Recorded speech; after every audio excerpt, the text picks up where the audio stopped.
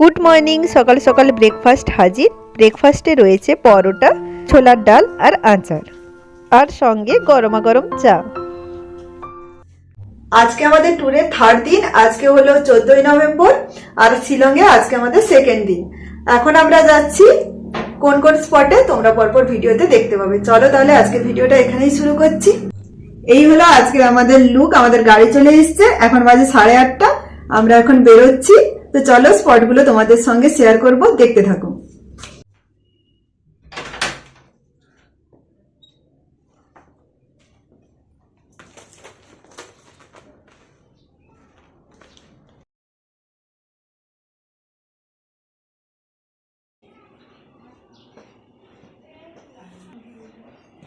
মারাত্মক ঠান্ডা রয়েছে এখানে। আর সব থেকে বড় কথা কি বলতো, এখানে দেখলাম রুমগুলোতে ফ্যান এসি কিছুই নেই, কারণ সারা বছর ধরে কিন্তু এখানের ওয়েদারটা খুব ভালো থাকে। আজকে আমরা প্রথম যে স্পটে যাব সেটা হচ্ছে শিলং পিক। ওটা আমাদের কালকেই যাওয়ার কথা ছিল, মানে ট্যুর প্ল্যানে তেমনই ছিল, কিন্তু কালকে তো শিলংয়ে দুটো স্পট দেখতে দেখতেই সন্ধে হয়ে গেছিল, তাই ওটাতে আর যাওয়া হয়নি। তাই আমরা ফার্স্ট ওই স্পটটাতেই যাচ্ছি। পৌঁছে গেছি আমরা। এখানের এনভায়রনমেন্টটা শুধু দেখো। এখানে টিকিট কাটতে হবে, আর আমাদের যে গাড়িতে আমরা এসেছিলাম ওই গাড়িটা এখানে রেখে দিতে হবে। তারপর এখান থেকে গাড়ি বুক করে আবার ভেতরে যেতে হবে। যেহেতু রেস্ট্রিকশান এরিয়া, তার জন্য এই ব্যবস্থা। এখানে টিকিট মূল্য নিল পার হেড 50 টাকা করে, আর গাড়ির জন্য এক্সট্রা 200 টাকা দিতে হয়েছে। পৌঁছে গেছি শিলং পিকে। এবার আমরা ওয়াচ টাওয়ারে উঠে ভিউটা দেখব।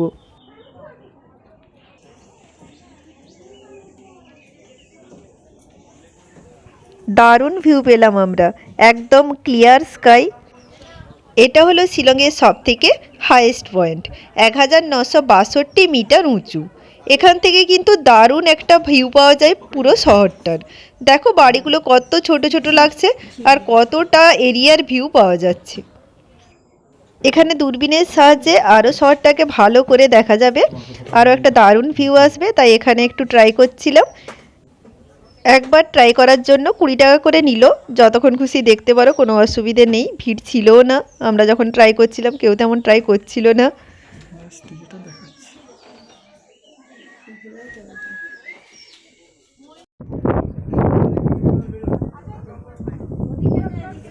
শিলং পিকে এসে অনেকেই কিন্তু কোনো ভিউ না পেয়েই ফেরত যান, মানে একদম মেঘে ঢাকা আকাশ পান। আমাদের ক্ষেত্রে কিন্তু সেটা একদমই হয়নি। লাকিলি কিন্তু আমরা দারুণ ভিউ পেয়েছি, একদম ব্লু স্কাই। তোমাদের তো ইম্পর্টেন্ট একটা কথাই বলা হয়নি, শিলং পিকে এন্ট্রির জন্য কিন্তু আইডি প্রুফ লেগেছিল। হার্ড কপি বা সফট কপি যে কোনো একটা হলেই হবে। কিন্তু ফিরে চলে এলাম যেখান থেকে আমরা টিকিট কেটেছিলাম, ওই জায়গাটাতে। এখানে আনারস কেটে বিক্রি হচ্ছে, আর বিক্রি হচ্ছে কুল। দাঁড়াও দেখাচ্ছি তোমাদের। এই দেখো, এই কুলের প্যাকেটগুলো 50 টাকা করে নেবে বলল। খেতে তত একটা ভালো নয়, তাই আমরা নিলাম না, একটু টেস্ট করে বেরিয়ে গেলাম। এই দেখো ধাপ চাষ, পাহাড়ের গায়ে ধাপ চাষ যেটাকে বলে, এই যে ধাপ চাষ, অনেক চাষ হয়েছে এখানে। শিলং পিক খোলা থাকে সকাল 9টা থেকে বিকেল 3:30 অবধি। সপ্তাহে 7 দিনই খোলা থাকে এটা।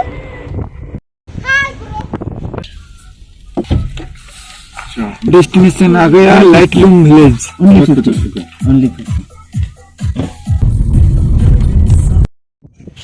পৌঁছে গেছি নেক্সট ডেস্টিনেশনে, লাইটলুম গ্র্যান্ড ক্যানিয়ন। শিলংয়ের একটা অসাধারণ জায়গা। এখান থেকে ক্যানিয়নের একটা দারুণ ভিউ পাওয়া যায়।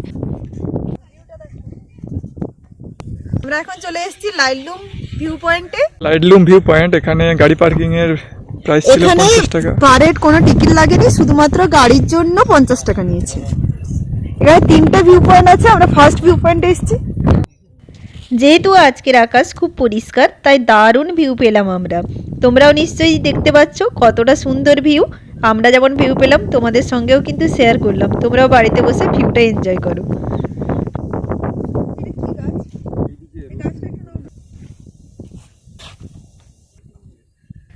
অন্য সময়ের তুলনায় সানরাইজ বা সানসেটের সময় কিন্তু এখানে আরও সুন্দর ভিউ পাওয়া যায়।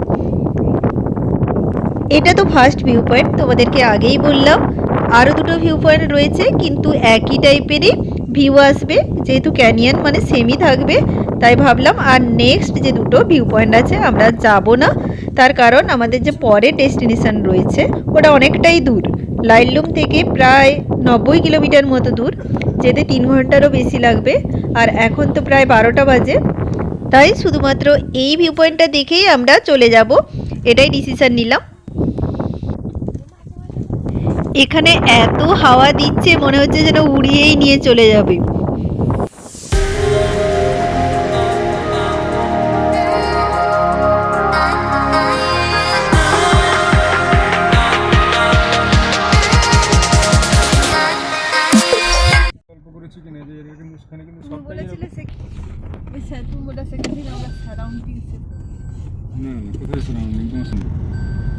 তুমি সকালবেলা একটা এখন এই সময় ওষুধ কিনিনি, আজকে এসে কিনতে হবে। ঠিক আছে, নিয়ে নে।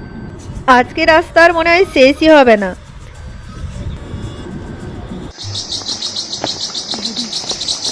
এখন দেখার পরে বিচার যদি মিস হয়ে যেত, যাওয়ার পরে মনে হতো এটাই বোধহয় সব থেকে সুন্দর ছিল যখন গুগলের ভিডিওগুলো দেখতে। এখন বাজে 3:20, অনেকটা টাইম লেগে গেল, মাঝে রাস্তায় 2-3 বার গাড়িকে দাঁড় করাতে হলো, কারণ শরীরটাও আমার খুব খারাপ হয়ে গেছিল। সকালে ওই পরোটা আর চা খেয়ে পুরো অ্যাসিডিটি মতো হয়ে গেছে। আমরা এখন এসেছি কাংসুরি ওয়াটারফলসে। ওই যে দূরে দেখতে পাচ্ছ ওয়াটারফলসটা, আমরা ওখানে নিচে যাব। অনেকটা নিচে নামতে হবে, এমনিতেই অনেকটা নিচে এলাম, এখনও আরও অনেকটা নিচে নামতে হবে। এই করবে না এইসব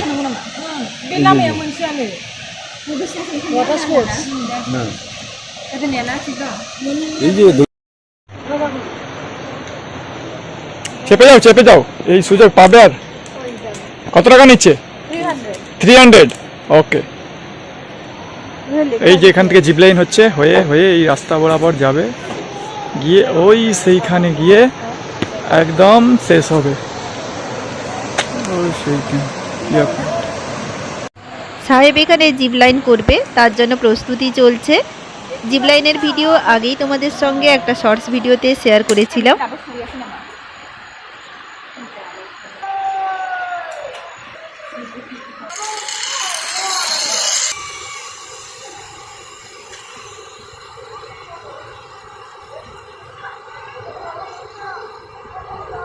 সাহসের দরকার। হ্যাঁ, কি করে গেল?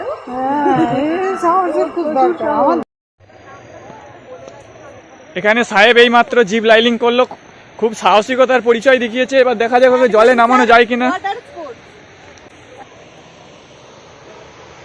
ফান গাছের পাতাগুলো শুধু এখানে দেখো, কত বড় বড় পাতা।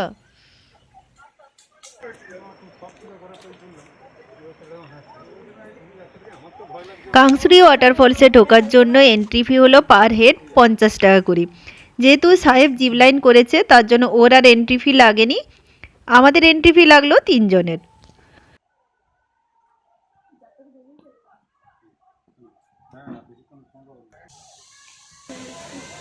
চলে এসেছি একদম ওয়াটারফলসের সামনে, কত সুন্দর লাগছে দেখো। আমরা প্রথমে এসে বলেছিলাম যে এই ফলসটায় আসা পুরো বেকার হয়ে গেল, এত দূর কষ্ট করে এসে, কিন্তু এখন মনে হচ্ছে না, সার্থকই হলো।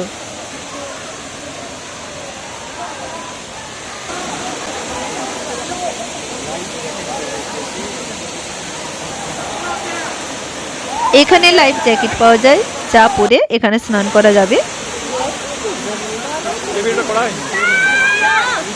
কি সুন্দর লাগছে না, পুরো জলের মধ্যে লাল লাল জ্যাকেট পরে কি সুন্দর দেখাচ্ছে, পুরো একদম কম্বিনেশন সুন্দর হয়েছে। এখন শীতকাল, তাই জল অনেকটাই কম আছে ওয়াটারফলসগুলোতে, কিন্তু বর্ষাকালে এলে ওয়াটারফলসগুলোতে কিন্তু দারুণ ভিউ পাওয়া যাবে। এখানে আমরা অনেকগুলো ফটো তুলে নিলাম, আর অনেক বাঙালিদের সঙ্গে আমাদের পরিচয় হলো, অনেকেই কলকাতা থেকে এখানে এসেছেন বেড়াতে। চলো ফিরে যাওয়া যাক, অনেকটা টাইম কাটিয়ে ফেলেছি, আবার এতটা দূর ফিরতে হবে।